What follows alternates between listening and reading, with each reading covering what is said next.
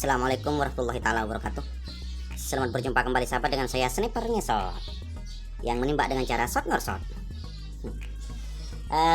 Sahabat, rencananya hari ini barusan saya sudah keluar sebentar. Rencananya mau hunting, tapi ternyata gerimis akhirnya kembali. Selanjutnya kita ngobrol santai saja sahabat. Yang akan kita bahas sekarang bagaimana cara menyeteng turret pada teleskop kita.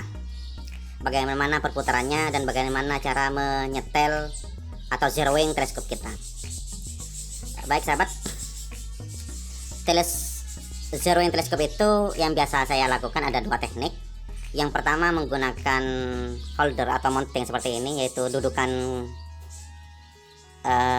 senapan sehingga kita bisa dudukan, ataupun senapan ini kita ikat kepada sebuah benda kemudian kita tembakkan, dimana jatuhnya mimis, maka kesanalah kita akan putar turretnya. Dan itu sahabat bisa dilakukan ketika kita masih di rumah. Ada peralatannya seperti holder ataupun kita bisa mengikat. Tapi bagaimana kalau umpamanya kita sedang hunting di tengah perjalanan, ternyata senapannya sedikit menggeser karena beberapa faktor, baik karena getaran dalam perjalanan ataupun karena senapan kita kena hantaman sehingga membuat reticle teleskop kita sedikit bergeser. Bagaimana teknik menyetel ulang? Maka tentu kita harus melakukannya secara manual sahabat, yaitu dengan cara kita bidik sebuah target, kemudian mimisnya jatuh di sebelah mana target, maka kita pindahkan posisi jatuhnya mimis ke posisi target. Jadi tekniknya berbeda sahabat. Dan sekarang yang akan saya bahas adalah bagaimana cara memutar turret pada teleskop kita saat ada di tengah hutan. Kalau menggunakan holder sahabat, kita nggak perlu berpikir tentang arah turret. Cukup kita di mana jatuhnya mimis, kita putar saja. Ketika retikelnya bergeser ke arah jatuhnya mimis, ya sudah kita lanjutkan putaran kalau menggunakan holder. Tapi kalau secara manual sahabat, maka kita harus tahu arah perputarannya turret. Kalau umpamanya jatuhnya di sebelah kanan, maka kita putar ke sebelah kanan. Kalau jatuhnya ke sebelah kiri atau sebelah atas, sebelah bawahnya target, maka kita putar sesuai dengan jatuhnya di mana menuju target yang kita inginkan. Baik, langsung saja kita kenalan kepada turretnya. Sebelum pembahasan ini berlanjut sahabat, saya sampaikan ulang bahwa seluruh apa yang saya sampaikan hanya bagi pengalaman tanpa berniat untuk menggurui. Mungkin ada manfaatnya bagi para sniper pemula sahabat. Baik, kita kenalan dulu dengan turret ini. Mungkin sahabat bertanya, kenapa kok saya sampai mengeluarkan dua senapan? Dua senapan saya ini memiliki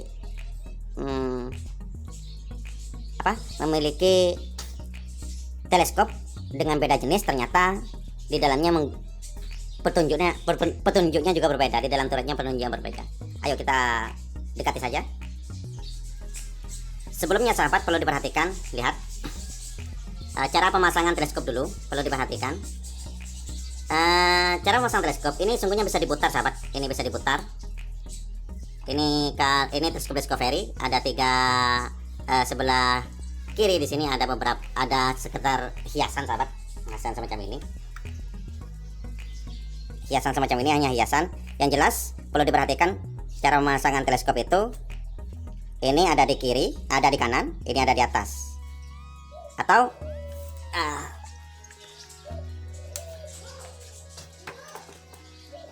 contohnya seperti ini sahabat. Ini saja. Ini kamu. Cara memasangkan tele, jangan sampai sahabat retikalnya ada di sebelah kiri. Nanti ini dibuka, kemudian diputar, ini ada di sebelah kiri di sini. Itu salah sahabat. Yang jelas ada di sebelah kanan satu, ada di atas satu. Itu retikal atau turretnya.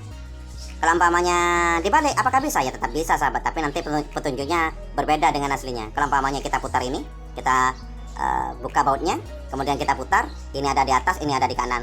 Bisa? Ya tentu saja bisa. Tapi itu menyalahi aturan, gitu saja. Kita lanjut buka saja sahabat. Buka saja.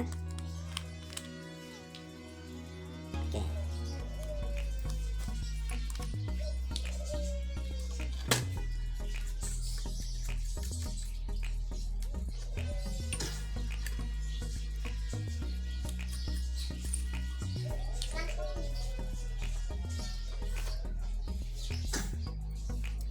Lanjut sahabat, setelah kita buka turretnya, tutup turretnya, kita dekati dulu. Perhatikan sahabat,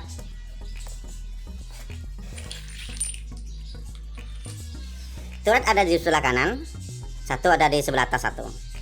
Kalau umpamanya diputar bisa, tapi menyalahi aturan. Oke, lanjut. Yang di atas ini adalah pengaturan untuk zeroing atas bawah, sedangkan yang ada di kanan itu untuk zeroing kanan dan kiri. Baik, ke arah mana kita harus memutar? Kita dekati. Perhatikan sahabat, di sini ada tanda panah dan juga U. Ini tanda panah ini sahabat menunjukkan ini posisi atas, U ini up atau atas lah gitu, menuju atas. Jadi kalau umpamanya kita putar ke sana, maka kita putar ke sana, maka ini akan ke atas. Kalau umpamanya putar ke terbalik ke sebalik arah, maka ini akan ke bawah. Paham sahabat? Jadi up ini menunjukkan atas, kalau kebalikannya maka ke bawah atau down. Selanjutnya bagian samping. Bagian samping sahabat bisa diperhatikan. Bagian samping juga ada petunjuk panahnya, dan di sana ada tulisan R. Ada penunjuk panah tulisan R. Apa R? Right atau kanan. Jadi ke arah panah ini sahabat, ini menunjukkan berputar ke arah kanan, sedangkan kalau kebalikannya ini berputar ke arah kiri. Jadi, tapi sahabat, ini berbeda pada teleskop satu saya. Tapi bukan berbeda sih, intinya sama, tapi penunjuknya saja, arahnya saja yang berbeda. Contohnya, kalau yang sebelah atas ini sama arahnya, yaitu up, tapi kanan kirinya ini berbeda sahabat. Perhatikan, lihat panahnya. Kalau yang ini panahnya ke belakang, lihat panahnya ke belakang. Kalau ini panahnya ke depan. Tapi sahabat perlu diperhatikan, yang ini memang arah panahnya ke belakang, arah panahnya ke belakang, tapi penunjuknya adalah R atau right atau kanan. Sedangkan yang satunya, teleskop saya satunya, ini adalah ke depan, tapi tulisannya ada L atau left atau kiri.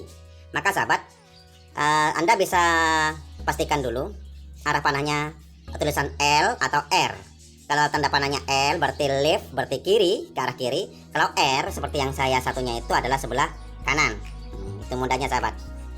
Jadi jangan salah putar. Nanti pengennya memindah retikal ke sebelah kanan, bahkan kita putar ke sebelah kiri. Jadinya arahnya tambah jauh sahabat. Sudah. Selanjutnya, setelah ini berapa putarankah yang harus kita lakukan saat menyetel teleskop? Baik, banyaknya putaran dalam menyetel teleskop itu tergantung jarak sahabat, tergantung jarak. Tapi saya lakukan untuk lebih mudah saja sahabat. Ini tergantung jarak juga sih, jarak target yang kita bidik, baru kita temukan berapa putaran. Tapi intinya kayak gini mudahnya sahabat. Teleskop ada yang saya miliki ada dua versi putaran. Yang satunya ada angkanya semacam ini sahabat. Ada angka 1, 2, 3, 4, 5, 0. Oke, angka. Sedangkan yang ini tidak ada angkanya. Tidak ada angkanya. Tapi intinya sahabat, di semua teleskop ini ada tanda tat dalam ketika kita putar. Tuh, ada putaran, ada tat gitu. Biasanya sahabat, kalau umpamanya saya menyetel ini, jika jaraknya masih jauh sahabat, saya putar langsung separuh. Modalnya kayak gini, separuh lurus ataupun separuh tegak, langsung biar mudah. Tegak dulu, kita putar langsung separuh. Nah, miring ataupun tegak. Begitupun yang di atas, lakukan tegak. Ini kayaknya arahnya seperti ini barusan. Tegak dulu, kemudian kita tembak ulang targetnya. Setelah diketahui berapa dot dalam retikal, biasanya sahabat, kalau umpamanya jatuhnya itu sekitar 1 dot, maka biasanya saya menggunakan tanda 4 apa ya, 4 tanda kayak gini, 4 sampai 6. 4 sampai 6. Jangan terlalu banyak sahabat, nanti terlalu jauh nanti. 4 sampai 6 saja. Gitu. Oke? Jadi kita bidik targetnya di bawahnya umpamanya. Maka kita putar ke atas sekitar, kalau umpamanya di bawah target 1 dot, maka kita cukup memutarnya ke atas itu sekitar 4 klikan. Klik klik klik klik. Itu. Kurang kita tambah sedikit. Kita cek lagi, tembak, kurang kita tambah berapa dot lagi. Itu. Tapi kalau jauh langsung biasanya saya putar separuh. Separuh, separuh, separuh. Begitu sahabat. Itu kalau umpamanya kita menyetel atau zeroing teleskop kita tanpa menggunakan mounting atau tanpa kita ikat senapannya. Lalu bagaimana kalau umpamanya kita ikat senapannya atau menggunakan holder semacam ini? Tekniknya berbeda lagi sahabat. Perputaran retikal, perputaran turretnya juga berbeda. Tapi mungkin kapan-kapan saya juga akan buatkan video bagaimana cara menyeting teleskop dengan menggunakan holder ataupun dengan cara kita ikat senapannya. Itu lebih praktis lagi sahabat. Tapi itu hanya bisa dilakukan di rumah. Tidak mungkin kita lakukan itu cara itu di tengah hutan karena alatnya nggak ada. Dan kita butuh cepat kalau di tengah hutan itu. Oke? Itu saja dari saya, kurang lebihnya mohon maaf. Assalamualaikum warahmatullahi wabarakatuh.